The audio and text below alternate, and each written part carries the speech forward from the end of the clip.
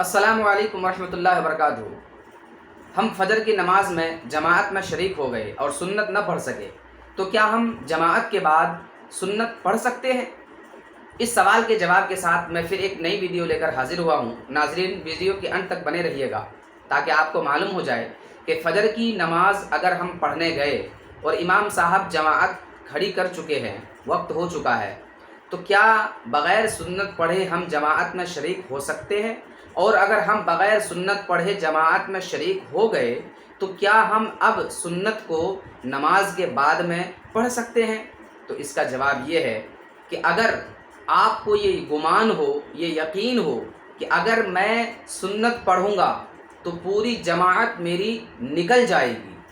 میری پوری جماعت نکل جائے گی، تو آپ کے لیے حکم یہ ہے کہ آپ پہلے جماعت میں شریک ہو جائیں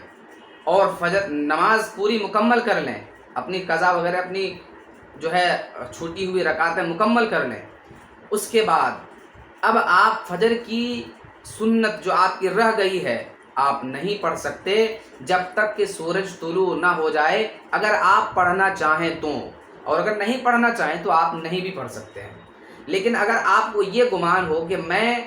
فجر کی سنت پڑھ کے بھی جماعت میں امام کے ساتھ شریک ہو جاؤں گا، اگرچہ میں قعدہ میں ہی شریک کیوں نہ ہوں، یعنی جب امام بیٹھ جاتے ہیں سلام پھیرنے کے لیے، تو اگر آپ کو یہ گمان ہو کہ میں اس وقت تک جو ہے سنت پڑھ کے فارغ ہو جاؤں گا اور میں امام کے ساتھ بیٹھ جاؤں گا سلام پھیرنے سے پہلے تک، تو آپ کے لیے حکم یہ ہے کہ آپ پہلے سنت پڑھیں، اس کے بعد آپ جماعت میں شریک ہو جائیں اور اپنی رکعت پوری کریں۔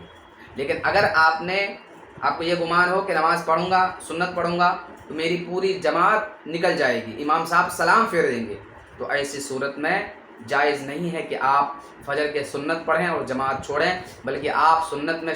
جماعت میں شریک ہو جائیں، اور اس سنت کو اگر آپ پڑھنا چاہیں تو بعد فجر پڑھنا منع ہے، بلکہ آپ کو اگر پڑھنا ہی ہے تو آپ سورج نکلنے کے بعد اس سنت کو پڑھ سکتے ہیں۔